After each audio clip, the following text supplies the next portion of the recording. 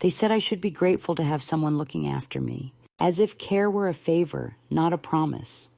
I still hear my son's voice when I wake up sometimes, soft and managerial, the kind of voice people use when they want to sound patient while telling you what not to do. He said, "Don't strain yourself, Mom. Don't worry about the bills, the errands, the phone. I'll take care of it." And I believed him, not because I was naive, but because that's what you do when love wears the tone of authority. You surrender a little, just enough to keep the peace. My name is Eleanor Ruiz. I'm 78 years old, and I live alone now in a ground floor apartment that smells faintly of lavender and laundry soap. There are no locks on the doors, except the ones I turn myself. It took me a long time to understand what that kind of freedom feels like, the kind that comes without apology. When I first moved in with Mark, my only son, I thought I was doing him a kindness. He said he was worried about me being alone after the surgery. I was still healing, walking slow, sometimes dizzy, but independent enough to make my own coffee and balance a checkbook. He insisted, "It's temporary, just until you're steady again." I remember the way he smiled when I arrived. Polite, composed, like a man performing gratitude.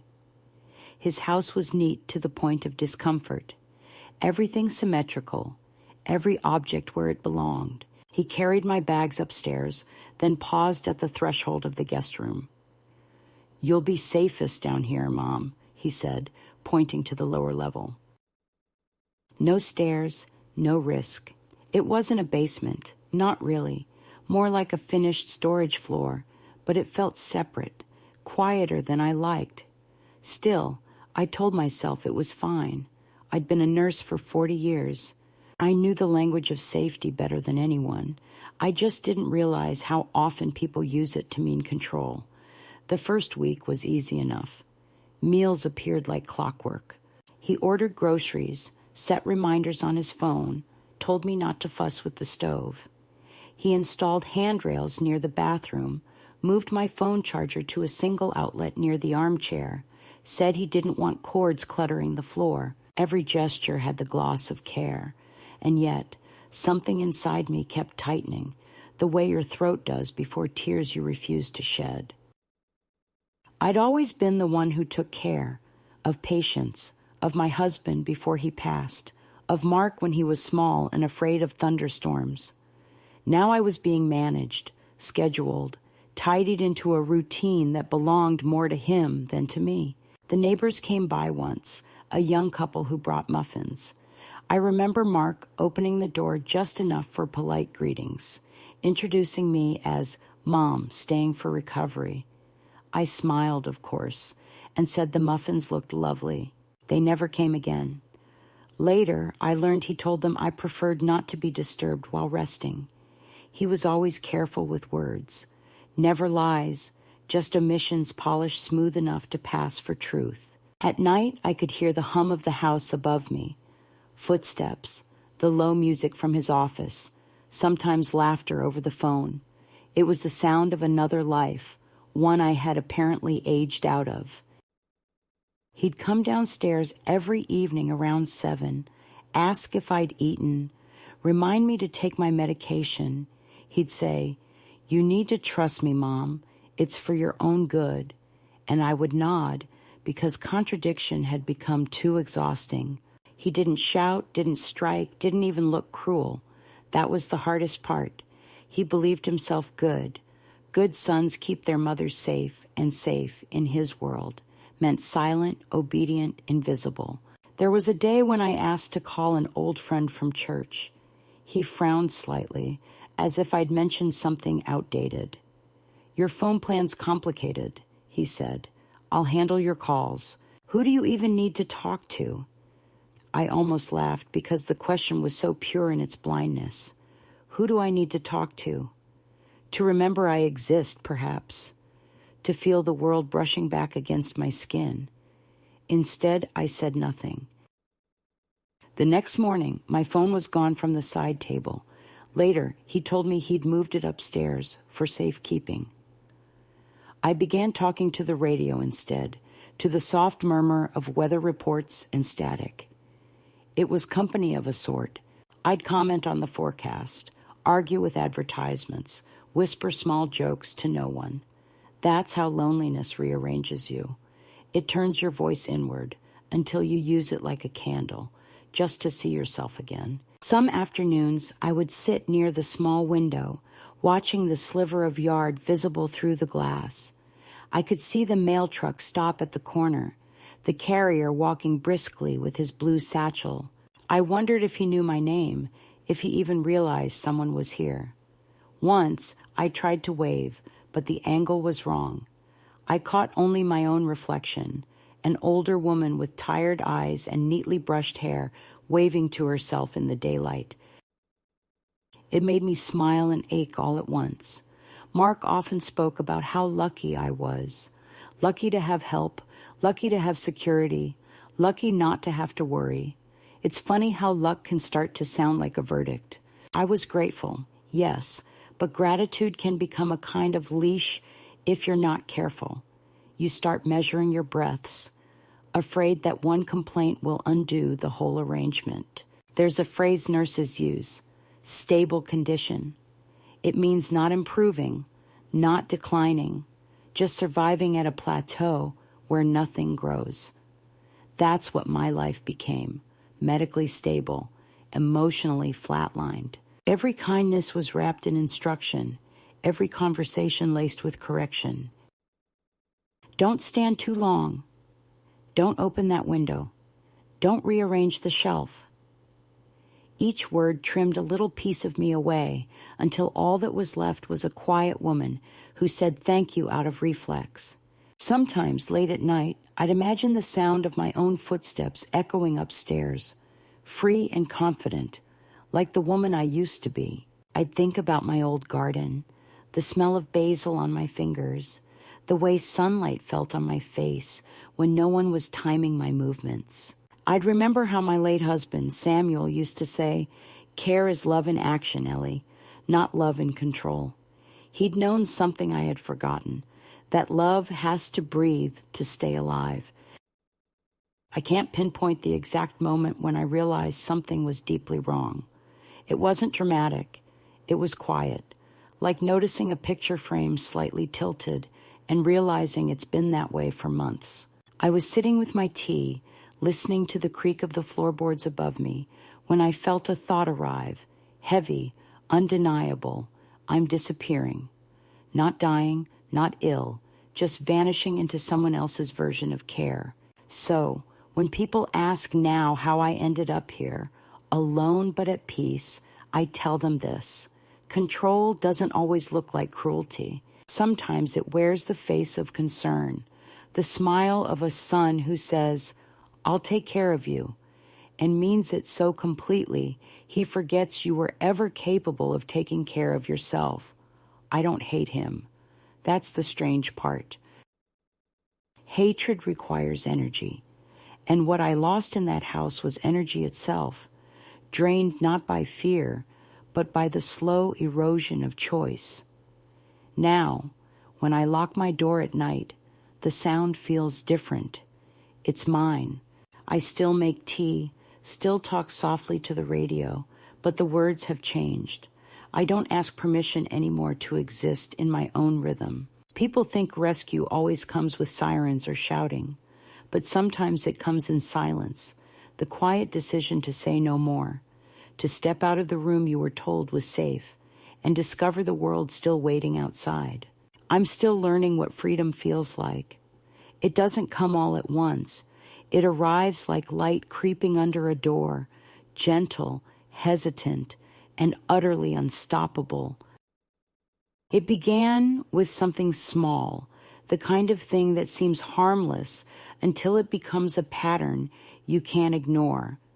One morning, I noticed that my bank statements no longer arrived by mail. When I asked Mark, he smiled, that practiced, dismissive smile of his, and said, "Everything's paperless now, Mom. Don't worry, I'm handling it." He spoke as though he were doing me a kindness, sparing me from the confusion of numbers and dates. I almost thanked him, but something in me hesitated. I had spent decades balancing ledgers in the clinic, keeping track of every shift, every hour, every paycheck. Numbers were my friends. They told stories that couldn't lie. But now my accounts, my savings, my history were all floating somewhere in a digital cloud I could no longer touch. It was around that time he began intercepting my mail altogether. At first, I thought the postal service was simply unreliable.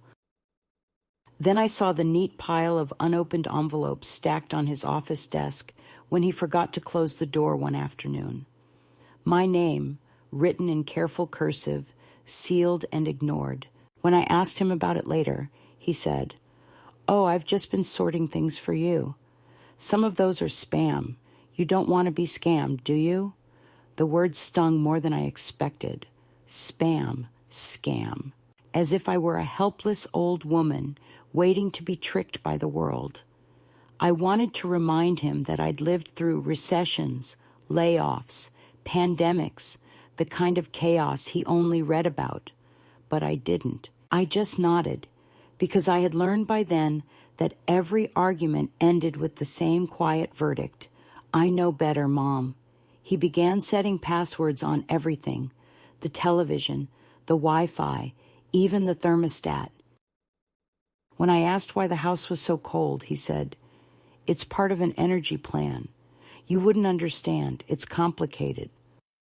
The phrase, "you wouldn't understand," became a kind of punctuation in our conversations. It silenced me before I could form questions. Once, I tried to log into my email on his tablet while he was out, but the password had been changed. When I mentioned it, he looked genuinely surprised that I'd even tried. "You should relax," he said. "The digital world is stressful. You don't need it." It sounded like advice, but it landed like a warning. The truth came to me slowly, the way evening light creeps up a wall. I started to see the structure of the life he'd built around me, the errands I was no longer allowed to run, the friends who had stopped calling because, as I later learned, he told them I was resting and not up for visitors, the grocery orders arriving without my input, everything soft, bland, pre-approved for someone else's version of health. I wasn't living anymore. I was being managed, like an account that might close at any time. One afternoon, I overheard him on the phone in the kitchen. I wasn't trying to listen, but his voice carried down the hallway. "She's doing fine," he said. "Still a bit forgetful, but we're keeping an eye on her." Forgetful. The word landed like a slap. I sat there on the couch staring at my hands, wondering if that was how he described me to others now. A fragile narrative built for sympathy, maybe even for funding. I thought about the time he'd asked me for a copy of my pension documents just to make sure they were up to date. I had trusted him completely. Now, the trust felt like something I'd signed without reading the fine print. That night, I dreamed I was back in the clinic, checking vitals in the dim light of the recovery room. Patients murmured, machines hummed, everything orderly and alive. When I woke, the room was too quiet. My world had become soundproof. I realized I hadn't spoken to anyone besides Mark in weeks. Even the small talk at the pharmacy, the quick exchange with the cashier, had vanished from my days. Isolation doesn't always arrive as a door closing. Sometimes it's a slow rearranging of routine until the silence feels natural. The next morning, I found my checkbook missing from the drawer. When I asked him, he said, "I moved it somewhere safer. You don't need to worry about bills anymore." That word again, worry. It had replaced conversation. Every concern I voiced became an example of my supposed anxiety. Every act of independence was labeled risky, outdated, unnecessary. He wasn't cruel, not in the way that's easy to condemn. He was efficient. He believed in systems, in order, in a world where love meant preemption, solving problems before they could arise, even if it meant erasing the person who once handled them. A few days later, I saw my name mentioned on a letter addressed to him. It was from a financial advisor, congratulating him on consolidating household assets. Household. That was the word they used. Not our assets, not mine. Household. I felt something tighten in my chest. Not fear exactly, but recognition. I had seen this before in patients who'd been over-medicated for their comfort. They would drift into compliance, nodding, smiling, forgetting who they had been. The treatment always began with good intentions. So did this. I started to keep a notebook again, an old habit from my nursing days, not for appointments or recipes, but for proof. Little details, the dates he mentioned new accounts, the times he took phone calls outside, the words he used when speaking about me as if I weren't there. I wrote quietly at night under the thin lamplight, the pen scratching softly like a heartbeat. It wasn't rebellion, it was remembrance. Then one evening, something shifted. He came home late, cheerful, carrying takeout. "I've been thinking," he said between mouthfuls. "Maybe it's time we put the house fully in my name. It'll be simpler for both of us. Less paperwork down the line." My fork paused halfway to my mouth. "In your name?" I asked, trying to sound casual. "Just legally," he said. "Nothing changes. You'll still live here. It's just organization." I watched him carefully, the way I used to study patients when they were hiding pain. His hands moved too fast, his voice too bright. That's when I understood that the safety he spoke of wasn't for me. It was for himself. He wanted my peace of mind because it made his life smoother. My existence had become a logistical detail. After he went to bed, I stood by the kitchen counter staring at the document he'd left folded near the fruit bowl. I didn't open it, didn't need to. I could already see the shape of it in my mind. Transfer of ownership, signature lines, the promise of simplicity. I turned off the lights and went back to my room, the darkness thick and full of thought. That night, I sat awake for hours, listening to the faint pulse of the refrigerator, the mechanical breath of the house. It struck me that everything around me was designed for someone else's control. Smart locks, motion lights, security cameras, all under his account. I was surrounded by a network of care that no longer required my participation. I was safe, monitored, and completely unnecessary. The realization settled over me like cold air. I didn't cry.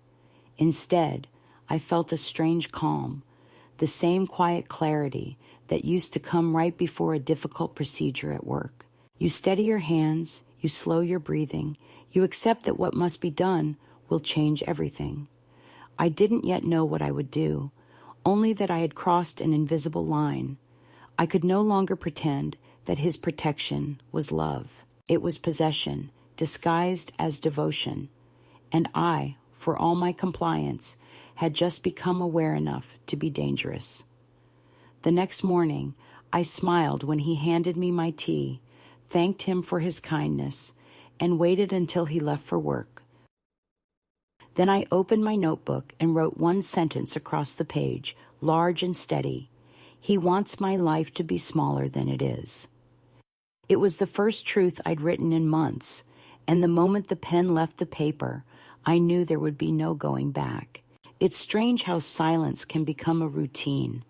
After a while, you stop noticing the absence of voices, the empty chair across from you, the way your own footsteps echo louder than they used to. I began to live inside that hush as though it were a house within a house, each day folding quietly into the next. Mark had a new schedule at work, or so he said. He left early and came home late, and during those long hours the world upstairs seemed to move on without me. At first, I tried to fill the emptiness with habits, making tea at 9, reading the newspaper at 11, watering the small fern by the window at 3. But the newspapers stopped coming, and the fern began to wilt because the sunlight through that narrow pane was never quite enough. One morning, when I asked about the missing delivery, Mark told me he had canceled it. "You only read upsetting things in there," he said. "There's too much negativity in the world. You don't need that energy." I smiled because it was easier than arguing, but I remember thinking that information had once been my oxygen. I used to start each day with the news, marking the small victories and tragedies of strangers like milestones of shared humanity. Now my mornings were measured only by the sound of his car leaving the driveway. He started to bring me books instead, carefully chosen ones about mindfulness and simplicity, all soft pastel covers and gentle promises. I read them, or at least pretended to, but each chapter made me feel smaller. They spoke of surrender as if it were peace, of letting go as if forgetting were healing. I wondered if he had read them himself, or if someone had recommended them to him as a manual for managing the elderly. The pages smelled new, untouched. The phone stayed upstairs now. He claimed it was better reception, but I knew the truth. I could still hear it ring faintly sometimes, a distant bell I wasn't meant to answer. Once, curiosity got the better of me, and I went up when he was out, moving slowly, aware of the guilt tightening in my chest like a misplaced alarm. The phone sat on the counter, black screen, silent. I pressed the button and saw no missed calls, no messages, no trace of my old friends. It was as though I had been erased from the directory of the world. I thought of calling someone, anyone, but I couldn't remember half the numbers anymore. I stood there with the phone in my hand, realizing how quickly memory decays when you have no one to share it with. Later that evening, when Mark came home, he noticed the phone had been moved. "You shouldn't strain yourself," he said gently. "If you need to reach someone, tell me. I'll arrange it." His tone was soft, but final. That night I wrote in my notebook, "Control never shouts, it whispers." Days blurred. The weather turned colder, though it was still early autumn. Mark installed a new lock on the front door, a digital keypad that required a code I didn't know. He said it was for security. "You never know who might wander in," he told me. I almost laughed, because who exactly would wander into our quiet cul-de-sac of perfect hedges and ornamental mailboxes? Yet there was something in his voice that stopped me, a note of satisfaction maybe, the certainty of a man who believed he had solved a problem. I started to feel like that problem. He began managing my medication, too. Every Sunday evening, he'd sort the pills into small, labeled boxes, setting them neatly by the kettle. I appreciated the gesture at first, but then I noticed he had removed a few bottles from the bathroom cabinet. When I asked, he said the doctor had adjusted my prescriptions. I hadn't seen the doctor in months. It dawned on me that even my health had become a story he could edit. One afternoon, a letter arrived addressed to me. It was from an old colleague, Janet, a woman I hadn't spoken to in years, but who had somehow found my address. She wrote about her granddaughter's graduation and asked how I was managing after retirement. I read the envelope 3 times before opening it, savoring the sight of my own name in familiar handwriting. When Mark came home, I mentioned it casually, holding the letter on my lap. He froze for a moment, then smiled too quickly. "That's sweet," he said, "but you shouldn't exhaust yourself replying. People mean well, but they don't understand your situation." My situation. The phrase hung between us like dust in sunlight. That night, the letter was gone from the table. I never saw it again. After that, I stopped telling him when things arrived. I began keeping small secrets, nothing dramatic, just fragments of myself I refused to surrender. A spare key to my old apartment still hidden inside a jewelry box, a photograph of Samuel tucked into the back of a book, the notebook itself folded inside an old pillowcase when I wasn't writing. They were relics, perhaps, but also anchors, proof that I still belonged to a life larger than the one being arranged for me. Sometimes I caught glimpses of the outside world when Mark forgot to close the blinds. Children riding bicycles, the neighbor walking her dog, a man jogging past with headphones on. Ordinary life continuing at its indifferent pace. I would stand at the edge of the room and watch until he noticed.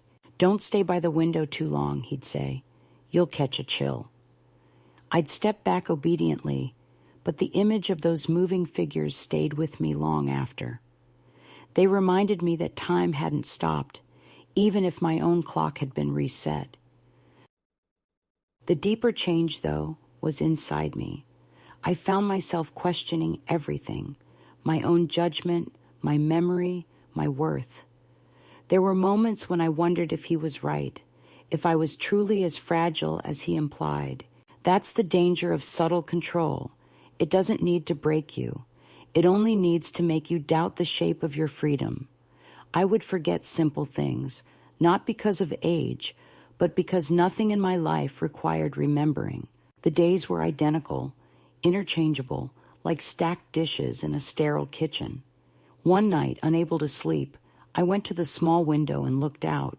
The streetlight cast a narrow beam across the lawn, illuminating a few leaves caught in the wind.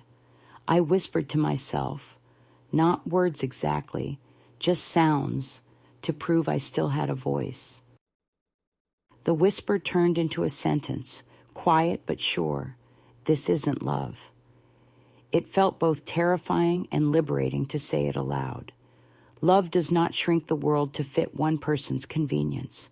Love expands it, even when it hurts. After that, I began to notice every act of condescension like a symptom. The way he'd pat my shoulder instead of answering a question. The way he'd say, "Good girl," when I followed his instructions. The way he'd explain my own opinions back to me, corrected and simplified. Each moment chipped away at the illusion of safety until only the structure of control remained. I tried once more to bring up the topic of my finances, asking for an account summary just for peace of mind. He sighed, as if weary of my insistence. "You don't need to worry about numbers, Mom.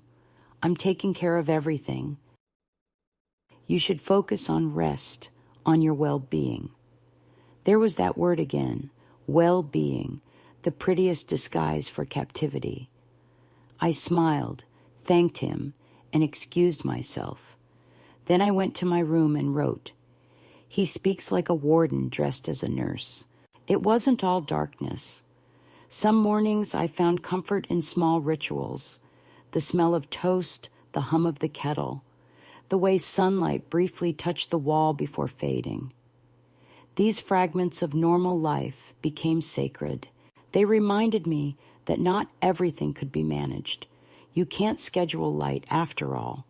You can't password protect warmth. But underneath that surface calm, something restless began to grow, a quiet determination, fragile but insistent. I started thinking about choices, about the difference between being alive and being allowed to live.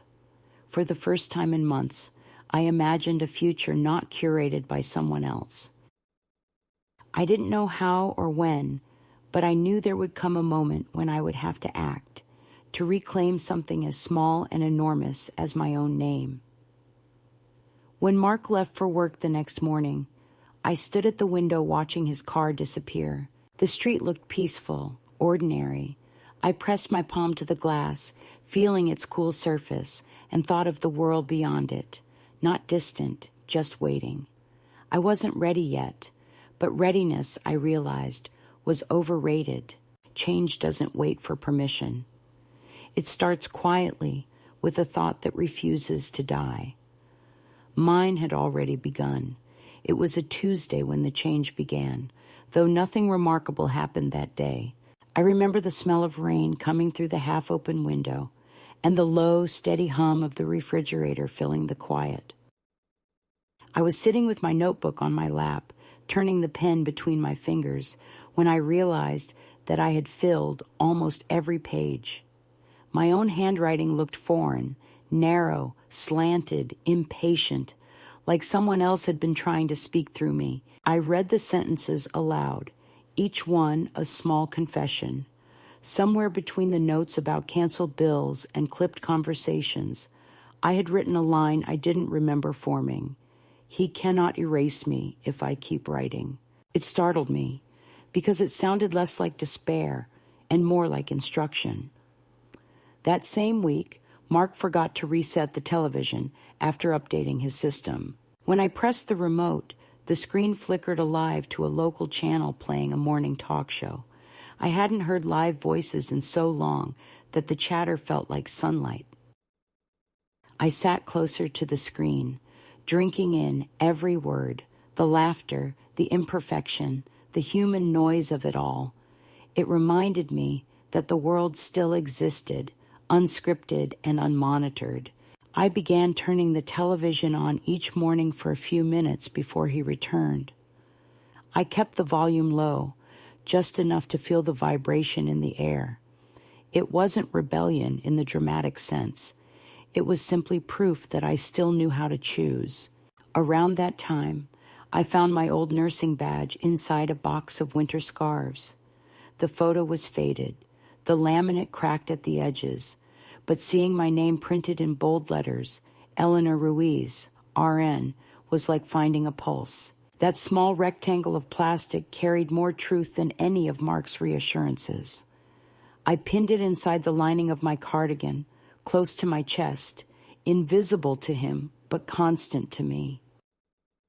Whenever he spoke in that slow, patient tone, I would touch the badge and remember the woman who once made decisions that mattered. The memory of competence became a kind of resistance.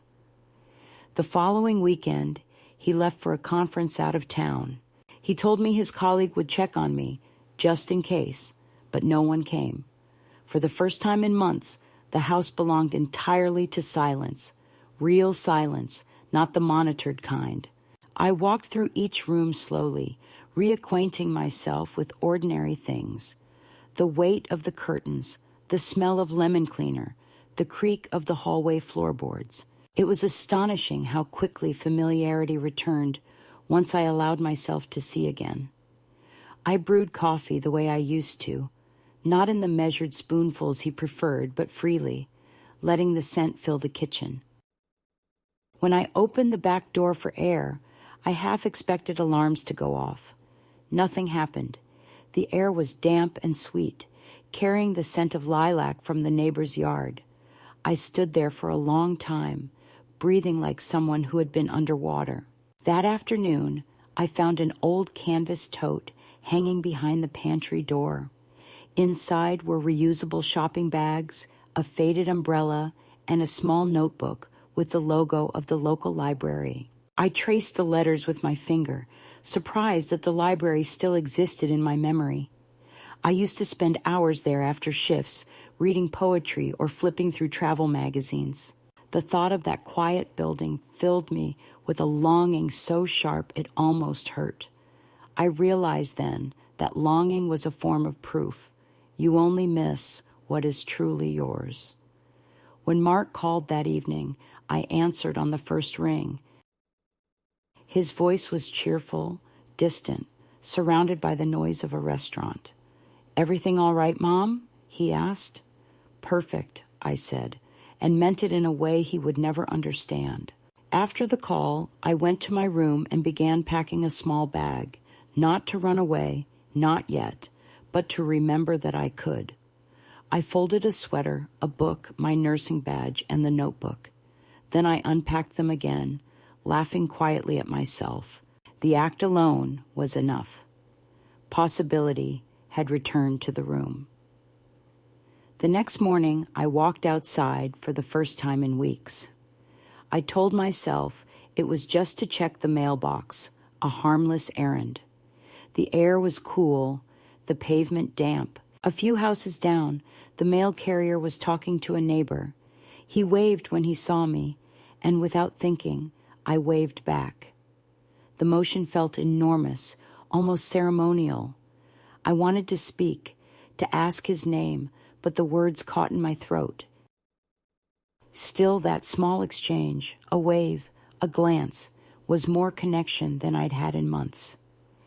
I went back inside with my heart beating faster than it should have, not from fear, but from life. Later that day, I took stock of what still belonged to me. I listed it in the notebook, my pension account, a few pieces of jewelry, the deed to my old apartment that I'd never officially closed. The list was shorter than I remembered, but writing it made the ownership feel real again. Things are not just possessions. They are proof of presence. I even searched through the kitchen drawers until I found an unused checkbook, the paper stiff from disuse. I ran my hand over the blank pages, each one waiting for my signature. When Mark returned, he noticed something different in my tone. "You sound happy," he said cautiously, like happiness were a symptom. "I've been organizing a bit," I replied. He nodded approvingly, unaware of how much truth hid inside that sentence. Organization was his favorite word, but for me it meant reclaiming space in my own mind. The following days unfolded quietly, but beneath that calm surface, something irreversible had shifted. I stopped apologizing for small things, spilled tea, misplaced keys, forgotten lights. I stopped thanking him for every convenience. Gratitude had been my language of survival, but now it tasted like ash. I began answering his instructions with simple acknowledgement instead of compliance. "I'll think about it," I'd say, or maybe later.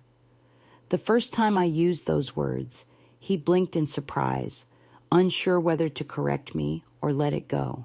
I saw the uncertainty in his face and felt an unexpected surge of strength. Power is rarely reclaimed in grand gestures. Sometimes it's hidden in the word, maybe.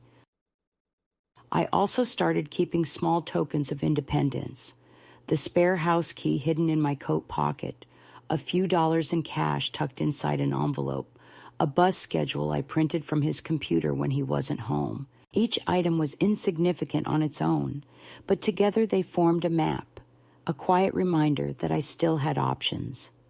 Even the act of folding the paper felt revolutionary, like touching the edges of possibility. At night, I wrote long paragraphs in the notebook, not about him, but about myself. The nurse who stayed calm during emergencies, the woman who once danced barefoot in her kitchen, the mother who believed kindness was strength. I wrote until my hand cramped, until my handwriting began to tilt upward with momentum. It struck me then that healing isn't always loud. Sometimes it begins as a whisper of self-recognition, the sound of your own mind turning back toward itself. One evening, while making tea, I caught my reflection in the window. For a moment, I didn't recognize the woman looking back. She seemed taller somehow, her shoulders less bowed. The lines on her face were the same, but they no longer looked like cracks. They looked like maps. I realized that I had stopped waiting for permission to exist. The waiting had been the real prison all along. That night, I fell asleep without the usual heaviness pressing on my chest. I dreamed of walking through a wide open market, voices all around me, sunlight on my face. When I woke, the dream clung to me like fragrance, subtle but persistent. I brewed coffee and sat by the window, the cup warm between my palms, and thought, maybe I haven't lost my life. Maybe it was waiting for me to come back to it. From that morning on, every small act carried new meaning. Folding laundry was not obligation, but proof of dexterity. Writing lists was not busy work, but preparation. Even the sound of the mail truck outside felt like an invitation. I didn't know exactly what was coming next, only that I was finally awake enough to meet it. An awakening, I realized, is a form of escape that no one can confiscate. For a few weeks after that small awakening, life in the house seemed to settle into a rhythm that almost resembled peace, though I knew it was only the stillness before something inevitable.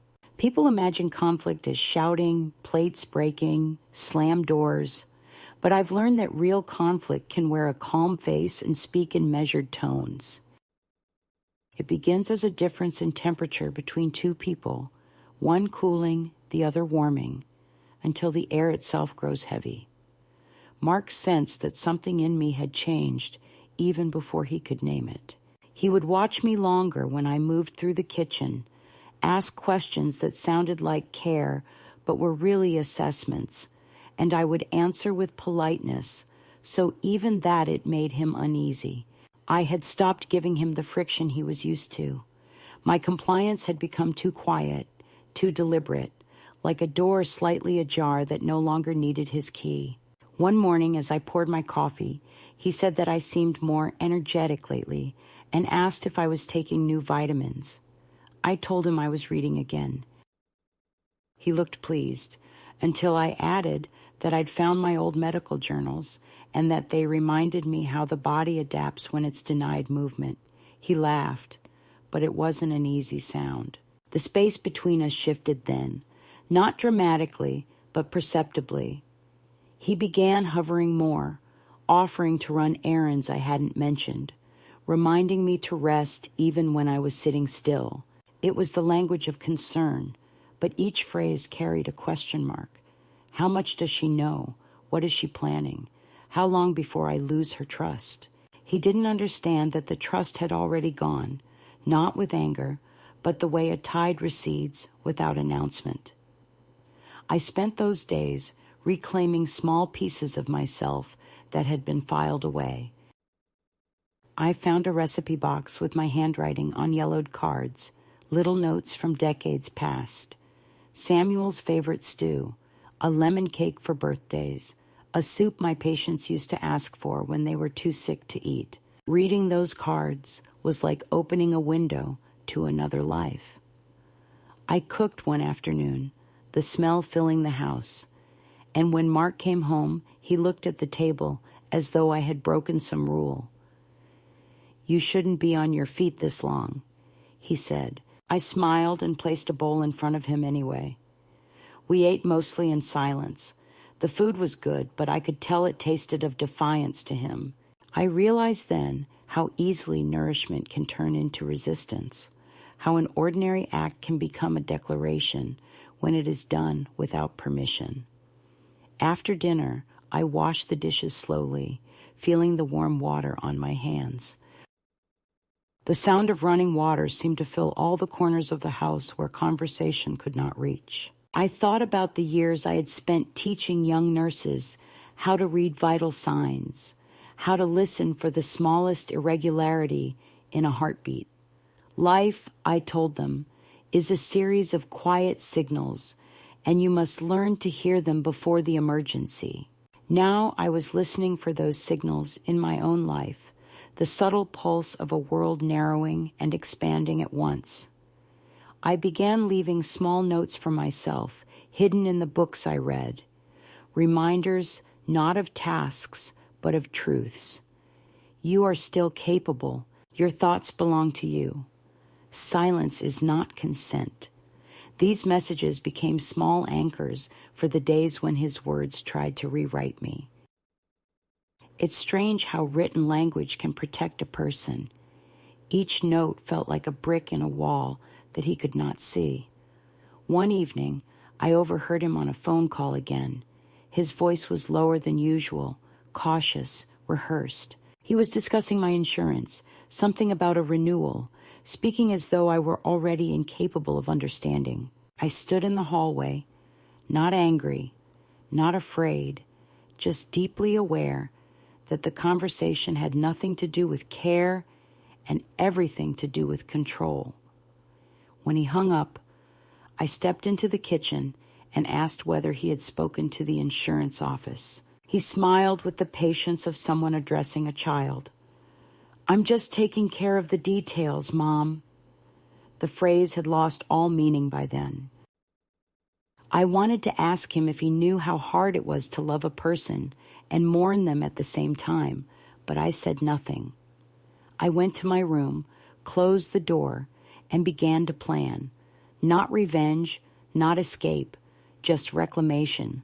My plan was simple: to make contact with the world again.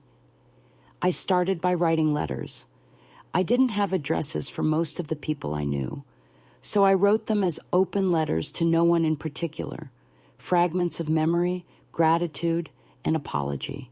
I folded each page carefully and placed them inside old envelopes, even though I knew they would never be sent. It was the act of writing that mattered, the movement of my hand, the sound of the paper creasing. Every letter was a conversation that returned me to myself. Gradually, I found ways to gather small pieces of information. When Mark left his laptop open one day, I noted the names of a few contacts on his screen. Later, when I went for my permitted walk in the garden, I stopped by the fence and spoke briefly to the neighbor tending her flowers. It had been months since I'd exchanged more than a polite greeting. "You have beautiful lilies," I said, and she looked surprised to hear my voice. We spoke about weather, about the stubbornness of weeds, about nothing important, and yet it was everything. Human conversation is the most underrated form of medicine. I could feel my pulse steadying as we talked. Mark's reaction to my new liveliness was cautious at first, then subtly defensive. He began checking in more often, leaving lists of reminders on the kitchen counter. The lists were unnecessary but symbolic, as though order itself could keep me from drifting beyond his reach. I followed some of the instructions and ignored others, just to see what would happen. Nothing did, at least not immediately. That was the lesson I had been missing all along. Sometimes freedom doesn't announce itself with fireworks. It tiptoes in quietly and waits for you to notice. Then came the week of his birthday. He planned a dinner with colleagues and told me he'd be home late. That evening, I took out my old coat and walked to the corner mailbox. The sky was the color of faded steel, and the air smelled like rain. I slipped one of my letters inside, not to anyone specific, just addressed to a friend. It was both meaningless and monumental. I walked back slowly, every step a heartbeat. When I reached the house, I saw the lights glowing through the curtains, familiar and distant. I realized that I no longer feared the walls. They were just walls. The real cage had been built from the belief that I needed his permission to live. The next few days were filled with small confrontations, none of them loud, but each one decisive. He asked why I'd been outside so long. I told him I had taken a walk to clear my mind. He frowned, said it wasn't safe, and I answered, "Neither is forgetting who I am." He didn't respond immediately. For the first time, I saw uncertainty in his eyes, the crack in the narrative he had built. After that, he spoke less, moving around me with a quiet unease. Control thrives on predictability, and I had become unpredictable. Inside, I felt both exhilaration and dread. Freedom is not gentle when it returns. It shakes the dust from every corner of your soul. I began sorting through my belongings, deciding what mattered, what could be left behind. I called the local community center from the neighbor's phone, asking about volunteer programs. The woman on the line sounded kind, said they always needed help, and that older professionals were especially welcome. Her words filled the room like music. When I hung up, I realized my hands were trembling, not from fear, but from recognition. I was capable again, and that frightened me in the most beautiful way. That night, I wrote a long entry in my notebook, pages and pages of thought pouring out without pause. I wrote about Mark, about how love can curdle into something possessive, about how people hurt each other most when they think they're protecting them. I wrote about the strange tenderness of dependency and the cruelty of good intentions. I didn't blame him anymore. I simply refused to be edited out of my own story. In the following days, my small acts of autonomy multiplied almost without intention. I cooked what I wanted, rearranged furniture, reconnected the radio he had stored away, tuned it to classical music, and let the notes fill the air. Each gesture felt like reclaiming a syllable of a language I had once spoken fluently. The house didn't fight me. It simply adjusted, as if waiting for someone to inhabit it fully again. Mark, sensing that the balance between us had shifted beyond recovery, tried to restore order with excessive politeness. He brought me flowers one morning, a gesture of apology without words, but the petals felt artificial, as if chosen by someone else. I thanked him, placed them in a vase, and then opened the window so the real breeze could touch them. The sight of those flowers trembling in the wind became a small revelation. Beauty is only honest when it moves. The tension between us thickened but remained civil, two people orbiting different truths. He couldn't admit that his care had turned into domination, and I couldn't pretend gratitude anymore. Yet beneath the discomfort, I felt an expanding peace. I no longer needed to win. I only needed to remain myself. Every time he corrected me, I let his words pass through me like wind through tall grass. Resistance no longer looked like opposition. It looked like stillness. And somewhere deep inside, I knew a point of no return was approaching. Not a dramatic scene, but a quiet threshold where I would step fully into my own life again. I didn't know what form it would take. A conversation, a decision, a leaving, but I could feel it rising, slow and steady, like a tide that has been waiting for the moon's permission. I didn't hurry it. After all these years, I had finally learned patience of a different kind, not the patience of endurance, but the patience of becoming. The moment arrived without ceremony, the way dawn arrives on a cloudy day, quietly but certain in its direction. I had imagined confrontation as thunder, raised voices, something cinematic, but when it finally came, it sounded like my own heartbeat in a still room. It was late afternoon, sunlight trembling against the window pane, and the air carried that particular weight of early spring when the earth seems to be holding its breath. I was sitting at the kitchen table, notebook open, a pen resting between my fingers.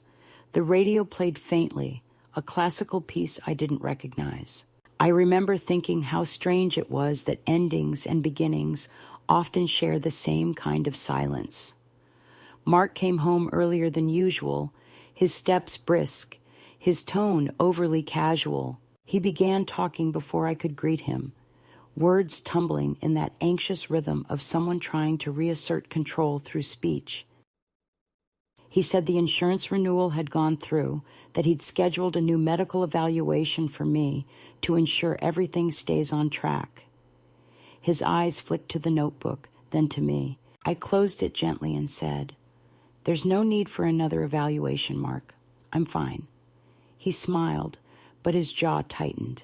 "It's just a formality, Mom. I want to make sure you're okay." I met his gaze, steady, unblinking, and said, "I'm the one who decides if I'm okay." The air seemed to still between us. He stood there, unsure of how to respond, as though the rules of our long performance had suddenly changed. For years, he had cast himself as the caretaker and me as the grateful dependent, but now I had stepped out of that script. I could see the confusion flicker behind his eyes, anger, fear, something tender twisted into control. He opened his mouth, then closed it again. "You don't have to make things difficult," he said softly. "I'm only trying to help." The words were almost pleading, but I felt no guilt. I reached for the teapot, poured myself another cup, and said, "Then help me by listening." What I told him next wasn't dramatic, just simple truth. I said that I had contacted the community center about volunteering, that I was planning to move into a smaller apartment nearby, and that I'd already spoken with the bank about transferring the remaining accounts back into my name. I said it the way one lists groceries: calm, precise, indisputable. At first he laughed, a nervous, incredulous sound. But when I didn't join him, the laughter stopped. He stared at me, the teacup cooling between us. "You don't need to do all that," he said, voice trembling at the edges. "You're not thinking straight." I smiled gently. "I'm thinking straighter than I have in years." The next few minutes passed like a slow unraveling of fog. He asked questions, trying to find a flaw in my plan, some evidence of instability that would justify his concern. But there was none. Every answer I gave was measured, factual, adult. The dynamic between us shifted palpably. For the first time, he was the one searching for permission, and I was the one who didn't need to grant it. I felt neither triumph nor cruelty, only an immense clarity, as if my life had been waiting behind a closed curtain and now someone had drawn it aside. When he finally realized that my decision was unshakable, his tone softened. "You can't live alone, Mom. It's not safe." The phrase, so familiar, no longer held power. I said, "Safety isn't the same as living, Mark. I've been safe for too long." I watched his face as the meaning reached him.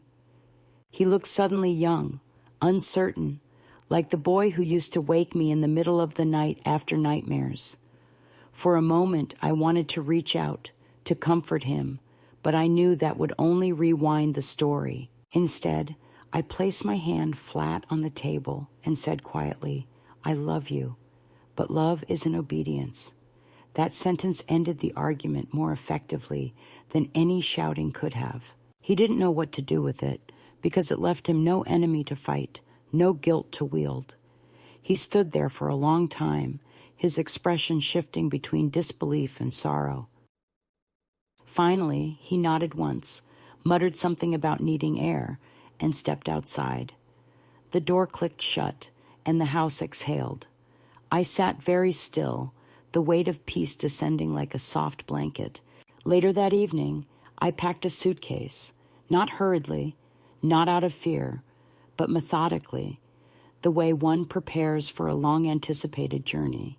I folded clothes I actually liked, slipped my nursing badge into an inside pocket, and tucked my notebook between layers of fabric.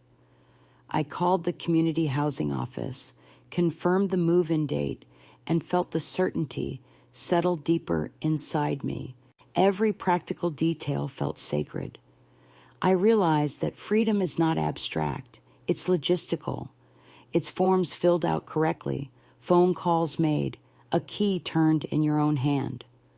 When Mark returned, the tension had drained from his face. He seemed subdued, perhaps resigned, perhaps ashamed.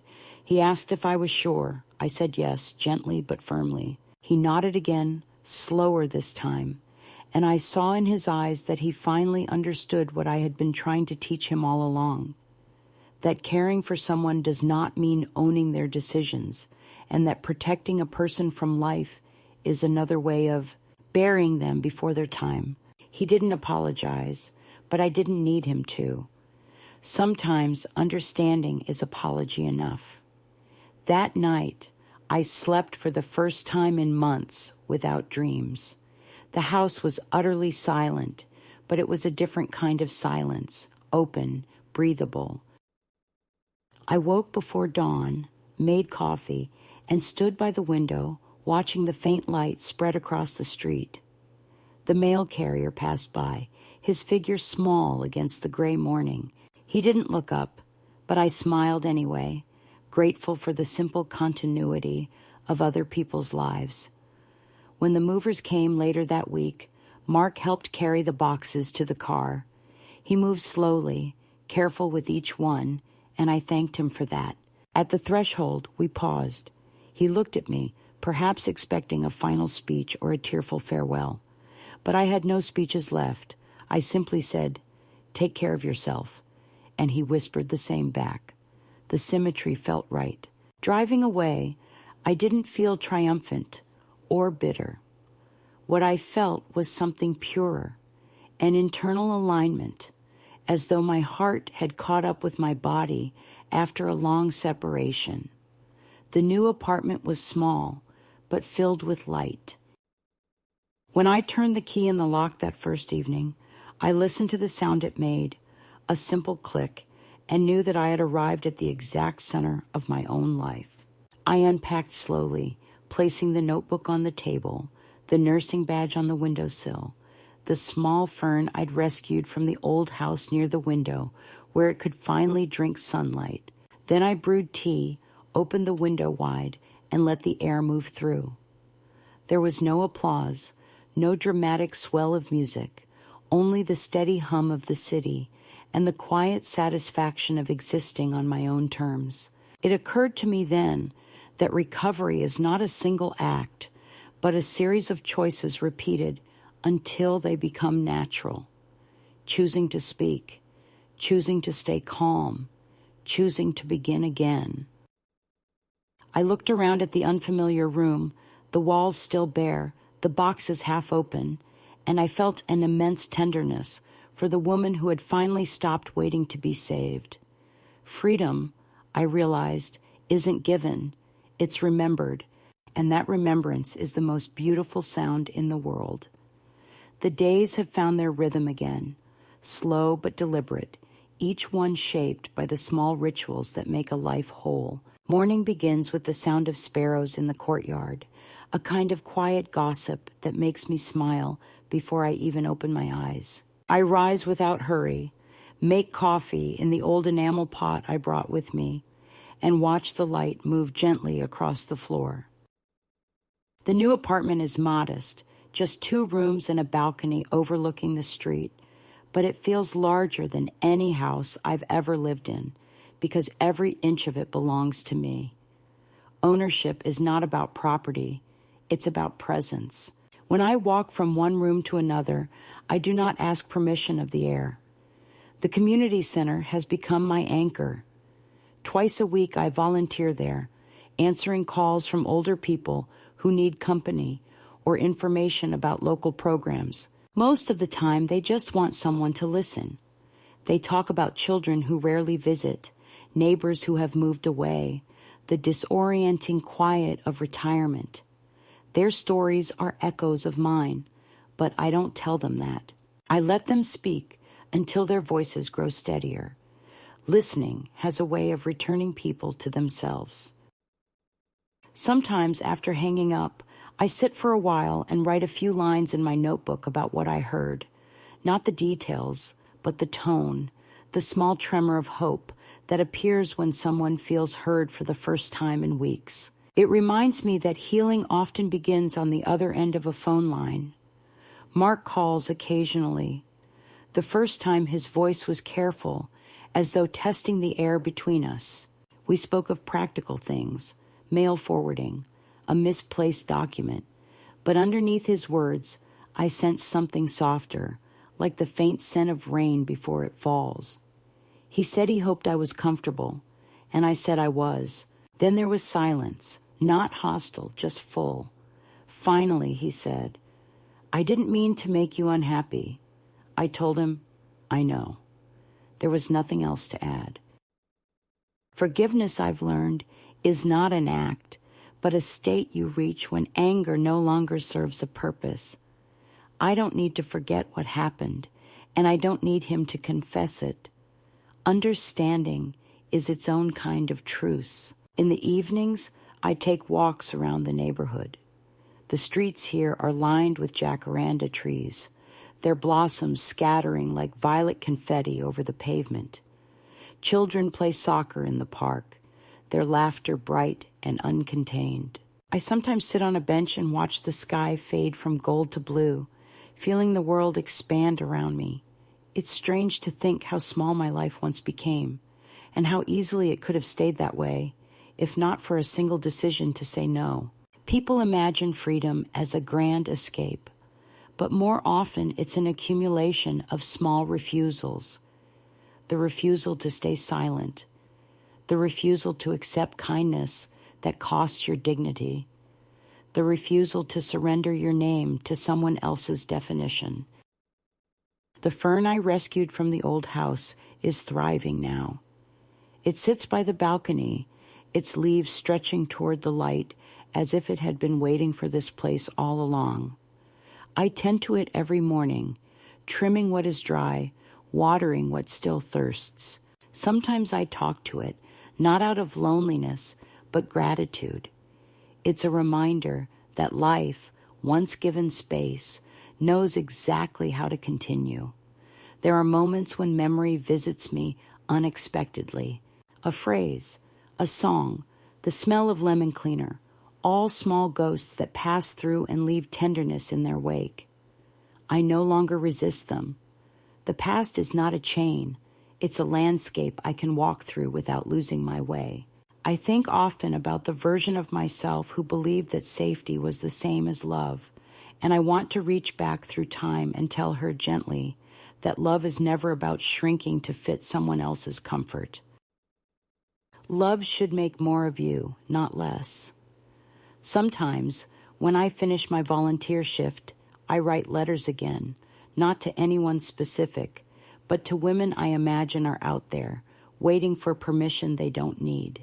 I tell them that stillness is not surrender, that a quiet voice can still move mountains, and that the simplest act of self-recognition can change the direction of a life. I end each letter the same way. You are not too late. You are exactly on time. I never send them, but it comforts me to know that the words exist, floating somewhere in the unseen air between intention and reception. At night, before sleeping, I stand by the open window and look at the city lights flickering like distant constellations. Somewhere out there, my son is living his life, and I wish him peace. I wish him the understanding that care is not control, that love cannot be proven by possession. I hope he finds the kind of stillness I now have, not the silence of compliance, but the calm of someone who has made peace with her own heart. When I finally lie down, the sounds of the world filter in, footsteps on the street below, a dog barking, the murmur of someone's laughter carried on the wind. It comforts me. The world is still turning, and so am I.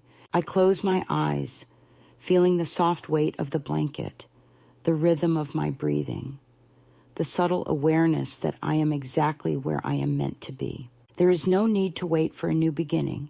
It has already happened quietly in the space between one breath and the next. And if I could speak to another woman who feels invisible, who thinks her story has already been written, I would tell her this: the ending is never the last word. Sometimes it is the first.